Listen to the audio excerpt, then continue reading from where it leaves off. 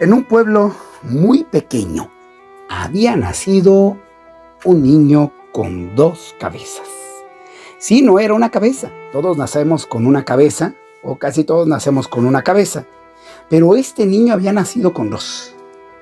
Sin embargo, para aquel entonces su familia había acudido a la ciudad y tuvieron la oportunidad de hacerle un ultrasonido. Sí, tuvieron la oportunidad de saber cómo venía la criatura en el vientre de su madre, cómo se encontraba al interior del vientre de su madre. Miraron todo, el médico empezó a revisar, primero vieron los pies, después pasaron por su estómago, llegaron hasta el pecho y justo cuando rebasaban los hombros, llegaban al cuello, observaron que había algo muy atractivo. Sí, era que su cabeza era muy grande, pero repentinamente, después de hacer otro chequeo con el ultrasonido, descubrieron que no era que la cabeza fuese muy grande, no se trataba de eso, no. Lo que pasa es que de acuerdo al ángulo desde donde lo habían visto, parecía una cabeza muy grande, pero en realidad se trataban de dos cabezas. Una que había quedado por el momento detrás de la otra y que al darse vuelta la criatura, la habían tenido al descubierto. Dos cabezas. Le dijeron a la mamá y apenas escuchó esto, se desmayó. Perdió el sentido. Es que quien está acostumbrado o quien está esperando una noticia de esa naturaleza, que su hijo, el niño que trae en el vientre, porque era niño, ya le habían dicho, un varón, iba a tener no una sino dos cabezas. Comúnmente la gente está pensando que su hijo, sí, y casi no hay nadie que piense o que no piense en eso, que su hijo o su hija que ya está en el vientre deba ser muy inteligente. Hay quienes dicen, eso no me importa nada, pero en realidad prefieren pensar que sea muy inteligente a que lo sea poco o que lo sea nada. Así que, bueno, pues tenía una cabeza, iba a ser inteligente, pero con dos cabezas sería más inteligente, doblemente inteligente, o así se lo esperaba. Cuando nació fue un verdadero problema, puesto que ya sabemos que la mayor parte de las criaturas pretenden salir por la cabeza. Así que esta fue la excepción. No pudo salir por la cabeza, por lo que fue necesario realizarle una cesárea, o sea, una abertura en el vientre para extraer al niño. Y así lo hicieron. La pobre mujer sufrió mucho, porque las cabezas además eran grandes y la criatura también lo era. Así que finalmente se vio muy mermada con aquella situación. Quedó después del dolor sedada y profundamente dormida.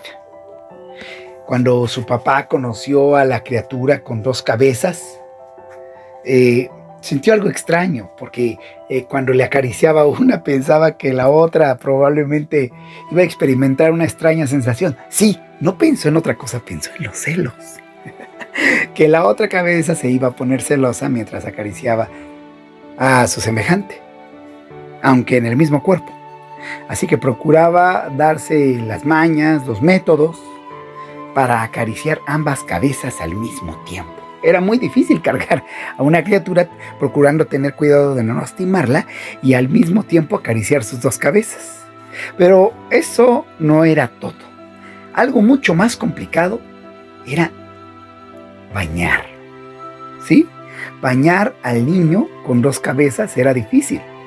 Ya sabemos que no tiene que entrarle el agua, así que los preparativos eran exhaustivos. Enjabonaban una mientras a la otra la enjuagaban, o enjabonaban a las dos mientras las dos se enjuagaban a la postre.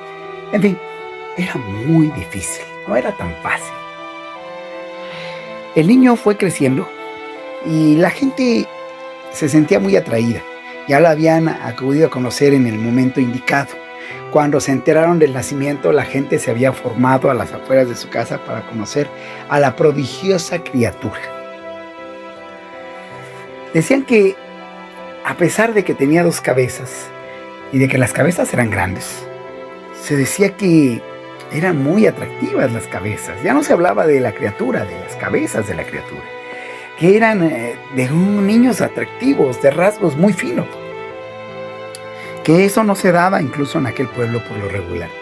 Así que eso llamó la atención y en efecto, cuando fue creciendo, sus dos cabezas eran hermosas, muy, muy hermosas. Los cabellos se le hicieron muy suaves, sedosos, ondulados, con bastante brillo. Los ojos de un color claro, aceitunado, muy hermoso. Los labios bien definidos, la nariz también. Las orejas de tamaño normal, pero incluso tenían cierto atractivo. Así es, la piel suave. Ese tipo de piel que invita a acariciarla. Así que, bueno, pues esa era la situación. Cuando fue a la escuela, la situación se fue agravando un poquito más. Porque a pesar de que, pues sabemos que en el caso de los niños, lamentablemente, se da mucho y sobre todo cada vez más conforme se va aproximando este tiempo, el bullying. Pues allá no se daba tanto, no en su pueblo. En su pueblo los niños aprendieron a respetar a aquel niño. Pero había un problema, entre otros tantos, que cuando la maestra que tenían en aquel pueblo, que solo eran dos maestras, la maestra que les proporcionaba las clases, hacía una pregunta y el niño respondía en ocasiones con las dos cabezas, con sus dos respectivas bocas, o a veces una le ganaba a la otra y la otra volteaba a ver a su semejante como con cierta molestia porque le había ganado el turno. Pero cabía tomar en cuenta que era una misma persona, recordarlo, porque a veces esto incluso ocasionaba risas en la mayor parte de los chicos. Pero debían recordar eso justamente, que solamente era un niño y que eran dos cabezas peleando por el mismo cuerpo. Cada vez se hacía más difícil la situación hasta que llegó el instante en el cual este niño entró a las competencias de natación. Sí, tuvo para aquel entonces que dejar el pueblo y adentrarse bastante en este deporte. Era muy bueno, daba unas braceadas tremendas, avanzaba inquietantemente, parecía un pez de dos cabezas. Cuando le dieron la medalla, porque había ganado el primer campeonato intercolegial,